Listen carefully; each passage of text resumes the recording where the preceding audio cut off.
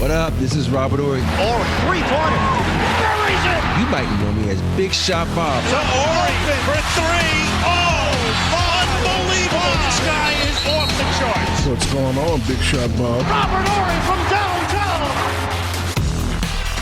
Just noticing in the open of the show, there's a couple of the old school NBC voices calling Robert Ory's big playoff moments. So we'll see how that goes down. Big Shot Bob podcast. This is the shoot around, our little bonus show. Drops every Friday. We do some questions. We do some topics we didn't get to on the Big Tuesday show. And if you ever have one for us, we're at Big Shot Bob Pod pretty much everywhere. The first question does come in from Kenny. Rob, did you ever immediately regret a decision that you made? I ask because Tom Brady had that moment immediately at the start of his Netflix roast. He was regretting the commitment to do so. He was even shutting down jokes from Jeff Ross, if you saw it. And I saw about the first half of it. We haven't watched it yet. We plan to watch it. Okay, But I did see a snippet from Kevin Hart. Yeah, well, there was a lot of... Kevin Hart was hosting it, but Jeff Ross made a massage joke about Robert Kraft. And Tom Brady got out of his chair and goes up to Jeff Ross. This is the first roaster of the night. This is a 3-hour roast, the very first one. Don't say that shit again. He said to Jeff Ross, and he went and sat down. Jeff Ross was the first guy up. Who's Jeff Ross? The roast master. Bald dude. You'd know him if you saw him, 100%. He's my favorite comic. He's freaking amazing. But have you ever immediately regretted to, signed up for something or agreed to do something and then was like, this was a mistake? No, not yet. Like a public appearance? Nothing? No, not yet. Not that I know of. Here's the thing about I take that back. I got talked in to doing a bathing suit, being a judge for a bathing suit contest. Oh, but here's the thing. In Houston. Oh, I got a little money for it, but here's the thing: the women were pregnant. Yeah, that was God. I'm like, when he told me, I'm like, man, you kidding, right? He's like, no, I got a little check for that. I can't believe I sat there and said, I can't believe I'm sitting here just a bathing suit contest with pregnant women. I ain't never heard that before. I've never heard of that before. That's a really good. That's a really good one. I'm happy this question got us to that story. Cause holy shit, that's as good as it gets, man. All right, good job. We had this happen, and I don't know. You correct me if I'm wrong. You've never been traded. Mm-hmm. I got traded to Phoenix. Oh, you did. That's right. What am I talking about? Yeah. Okay. Nathan Martorello. I saw this. Who it plays for the San Diego Padres AAA affiliate, found out he was getting traded while he was standing on second base. Mm-hmm. He was on second until he found out he was part of the trade package for the Marlins. Luis Rise got traded from the Marlins, which is a stupid-ass decision for the city of Miami, to the San Diego Padres. Martorello was one of 3 players wrapped up in that deal. So the question was, how did you ever find out that you were being traded or released? Well, when I got traded, I was in Miami. I was down there with my best friend. We was getting ready to go to a Dolphins game, and Sam Cassell called me like, "Hold on, man, I just got traded." And I'm like, "Huh? Who? What?" I'm like, what's going on? He's like, "Did I get traded?" I don't know, man. I just fucking hung up on him. I was like, "Let me find out more. I can get back to you." So I called my contact and they said, "Yeah, I had myself, Sam, Chucky Brown, and Mark Bryant had been traded for Charles Barkley to Phoenix." And when I said to Phoenix, I'm like, "Fuck you." I was so pissed because I did not want to go to fucking Phoenix of all places, because we had just destroyed them twice in the playoffs. There was a lot of hate for the people over there. Yeah. And they ended up playing with Danny Ainge. I'm sorry, playing for Danny Ainge. So that's how the infamous towel incident started. Well, sure, yeah. And you were going to a Dolphins game? Yeah, I was in Miami, getting ready to go to the Dolphins game.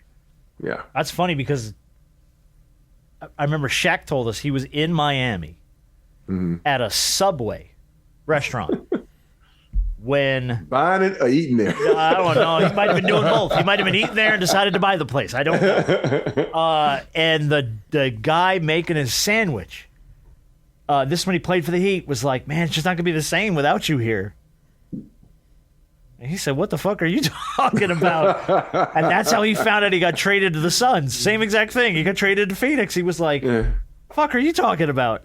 He goes, and he picks up his phone, he calls Perry, and he's like, oh yeah, you got traded to Phoenix. We were about to call you, but I guess ESPN got wind of it before they ever called him, blasted it out, and everybody knew before he knew. So he found out in a subway that he was going to Phoenix. This episode of the Big Shot Bob podcast is brought to you by our friends at BetterHelp. If you're a regular listener to this show, you know I am big on staying healthy. I know, you're always in my rear end about it. Go to the doctor, talk to somebody, get some help. Yes, you need to stay healthy, and that's more than just physical.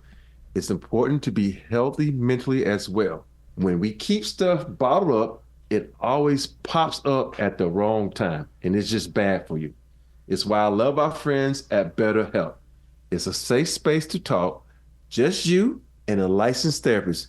Get it out. Yeah, no, it's healthy to get it out. And I think we've talked about it on this podcast. Staying mentally healthy is huge. And I think a lot of times, especially in sports, we are guys that bottle up our emotions and we don't talk about nothing. It's like, get through it. So, you need somebody to talk to. Don't be afraid of therapy. It's really healthy. I'm a huge advocate of talking to anybody to get some perspective. And it helps you grow, helps you get better. Yeah, and if you're thinking about starting therapy, give BetterHelp a try. It's entirely online, designed to be convenient, flexible, and suited to your schedule. And for me, that's the most important, your schedule, because we all have a hectic life. Mm-hmm. So just fill out a brief questionnaire to get matched with the licensed therapist and switch therapists at any time for no additional charge. If you don't like them, switch them. Try someone new. It's very convenient. It's very healthy. Give it a try. It could be for you. Get it off your chest with BetterHelp. Visit BetterHelp.com/BigShotBob today, and you'll get 10% off of your first month. That's BetterHelp, HELP.com/BigShotBob. Question from Gary. Speaking of sandwiches, by the way, how do you cut your sandwiches, Rob? A dude on the internet changed the sandwich game forever, and he forwarded me the story. This guy's name is Ryan Duff. And he's getting credit for what's being called the tri-cut. So if you have a sandwich, he cuts it to the middle and then down, so you get three pieces. Mm-hmm. So the top, like a Y. Yeah, like a Y, a Y. Mm-hmm. It's a Y cut, but he's calling it the tri-cut. So the top, you get a little bit more, crust across, and then you get more crust on the bottom too. It's just a really well done cut. So how do you cut your sandwiches? I don't. I might try this. You don't? I don't. I'm too lazy to cut my sandwich. I mean, if you cut your sandwich, that means your hands aren't big enough to hold a sandwich. Well, that's So absolutely true. I'm a small person. I have to cut my sandwich. It just feels like a little kid when I cut my sandwich. Only if I go to Firehouse Subs, Jersey Mike's, or one of those, I get my, they cut it in the middle. You can't eat a foot-long sandwich. Well, maybe you can, but the rest of us look like ridiculousness. Yeah. I don't even like my burritos cut, though. I like you got to hold your burrito. And... Do that one more time. Nope. No, please don't do that again. Two hands headed toward the mouth, never a good look. Never a good look. No, don't do it. Please don't ever do that. I wasn't going to do that. As soon as I did, I was like, no. Abort. No. I guess, how you make a regular sandwich at home with just like your regular bread. Like I say you're making a peanut butter and jelly sandwich. There is a theory. Okay, do you all cut your sandwich diagonal or do you cut it straight across? Corner to corner. Corner to corner. There is a theory. Oh, God. No, it's not bad. Okay, like what if I committed to? No. But they say the sandwich tastes better when you cut it from corner to corner. I don't know. That's stupid. I don't think I've ever. It tastes better. Here's the funny part. I just realized this. The only time I ever cut a sandwich is if I make, like the other night, Candace made grilled cheese. I like grilled cheese. I was craving a grilled cheese and love some tomato grilled cheese. Corner to corner. So has to be. I didn't cut it corner to corner. I cut it like straight down the middle. Straight down the middle. Cut it corner to corner. Because it's something about, because I feel like the bite you get is bigger Because if you bite corner to corner, it's like you're getting stuff like this, or you bite in the middle. Well, bite the You know what corner I'm saying? first. Yeah, you bite the corner off. That's but why. Then the corner sticks you because if it's like think Sticks about you. it. What the hell? If you have cheese toast, it's a little bit harder than regular bread. So why would you want to have that point? This coming from the man that just two-fisted a burrito straight into his mouth. Bro, What are you talking about? I don't want to bite the corner. I just something for me. I don't want to bite the point. Dude, it's not that. This It's is a piece bread. of bread. But it's the bread. point, man. It's just something about that's the point. I Okay. don't want All right. Hey, we all got our quirks. That's one of my quirks. Yeah, we see. Yeah, that's wild. I don't want my sandwich cut diagonally. Nope. Oh yeah, no. See, I'm always a corner to corner dude. Yeah, make me a grilled cheese, corner to corner. Straight down the middle. Lonzo, we didn't talk about this on the Tuesday show, but Lonzo Ball picked up his $21.4 million option with the Bulls. Smart of him to do so. He has not played in 2 years. Yeah. He signed an $80 million deal as part of a sign and trade with New Orleans in the summer of 2021. He's undergone 3 knee surgeries on his left knee. There are guarded hopes amongst some people in Chicago that he returns and tries to play. But there's also a chance that he doesn't ever play again. Man, let me just say this. This dude's still young. He came out after 1 year of college. You think about the injury that, what's the dude Livingston had? Oh, yeah, Sean Livingston. And it took him a while to come back. So I see Lonzo Ball coming back, but not in the near future. He might play next season, but I can see him coming back to prove himself. And Okay. Yeah, that was my question is, do you think he can come back from it? I think he can come back. With the technology they have now and the rehab, and he can come back. Okay. I always feel bad for the boys because of the clown show that their old man is.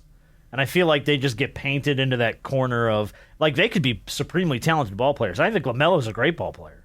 And I think Lonzo was really good. I don't think we got to see enough of him, but they get painted in the shadow of all that clown show that their old man was. And it's like, that's what sucks the worst. It's like, not only do you have to overcome an injury or overcome a contract that you signed that fans are, you also have to overcome that. And that sucks. So, yeah, I would like to see if he comes back. I wish him the best. Questions from Clay. I know Rob's a big X-Men guy. There was a moment at the end of last week's X-Men 97, which is freaking awesome, by the way, where Professor X landed back on Earth and immediately called for the X-Men. 4 characters popped up on the screen as he's like, to me, my X-Men. If you're in a fight, what 4 X-Men are you calling to yourself? That's if I'm in a fight? If you're, you need to win a fight. Like, you're going to, like, Professor X ready to go to war. I'm calling him one. Who you calling? Who? Wolverine? No, you probably call him Storm, Halle Berry. No, you can't call Halle Berry. She's not yet. I'm calling the Phoenix. I'm calling Jean. Calling Jean Grey? Mm-hmm. Okay. Getting rid of all y'all. Yeah. But then I'll probably call on the Storm because, I got a little arm cannon. But see, here's the thing, though. It's like, do we count Phoenix as an X-Men, or are we talking about the original X-Men? Which he called, I think in the show it was Beast, Scott Summers, Jean Grey, and I don't remember who the other one was. See, for me, it's definitely the first one. It was Rogue. not Wolverine though. Yeah, Rogue is my first pick. Rogue's a good one. Yeah, then I got to go with Wolverine, and then I got to go. My favorite, Gambit. Shuri. And then of course, and then I got to have Nightcrawler just in case some shit about to happen. He can get you out. Flick my ass up out of there. Bah. Yeah, I'm with you on Nightcrawler 100%. He was always one of my favorite X-Men. So give me Nightcrawler, give me Wolverine. I'm with B-Dog. I want Jean Grey. But my thing is, if you got Jean Grey, can F with you, and give me Magneto, man. He's not X-Men. Well, yeah, he is. He is what he isn't. Yeah. I guess he counts, right? I'm talking about the true people about who lived in the mansion. Okay, the people who lived in the mansion with Professor X-Men? X. Yeah. Oh, all right. Well then, see, at least X-Men 97 did Cyclops right, because the movie version of Cyclops sucks. Yeah. But I don't even know if I'd pick. Give me the Beast, man. Give me Hank McCoy. You gotta have someone smart on your side. Yeah. He's smart. He's blue. I don't know. Yeah. Give me some color.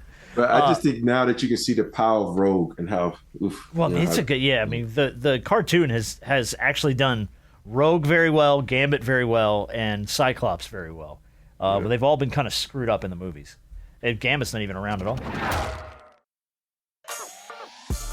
All right, last story. Vladimir Putin stole one of Robert Kraft's Super Bowl rings. I've never heard this story. That's random. I didn't know that.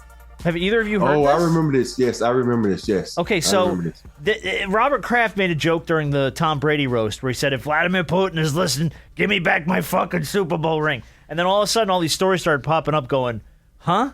Like what? And this is the story I've never heard. In 2005, Robert Kraft went to Russia with a friend of his who at the time was the president of Citigroup. And he had his Super Bowl ring with him. And the president of Citigroup said, you got to show the ring to Putin. Because I guess Putin was involved in whatever meeting they were going to. Yeah. Uh-huh. So he shows the ring to Putin. Putin takes it. He puts it on his finger. And Putin says, quote, I can kill someone with this ring. Then puts it in his pocket. And when Robert Kraft goes to approach him, 3 KGB guys step in front of him. Putin turns around and walks away with Robert Kraft's Super Bowl ring. That's crazy. They have it on video. Yes. So now Kraft is like, okay, this is not going to fly. You can't just steal. So he goes to the U.S. government and he's like, how do we get this back? I'd like to find out a way to diplomatically do this. And the U.S. government says to Robert Kraft, it is in the best interest of the country if you just give this as a gift to Vladimir Putin. We are not going to go to war with Russia because Putin stole Robert Kraft's Super Bowl ring. It's not going to happen. Can't you get another one? Money. I was about to say, you got enough money, you can have that motherfucker remade. I guess. The NFL will give you one. But like, what? Dude just put it in his pocket and walked away.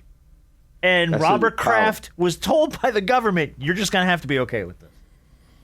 So I guess my question is, Rob, you're meeting with a world leader, and they pocket one of your rings. Are you cool with that? With that being the scenario of you just have to give that as a gift. You'll never get that back. Which world leader is it? I don't know. If it's the world leader of Switzerland. Well, yeah, you can fight that guy. Shit, you can probably take him hand to hand. Let's say it's Kim Jong-un. There you go. You can keep that shit.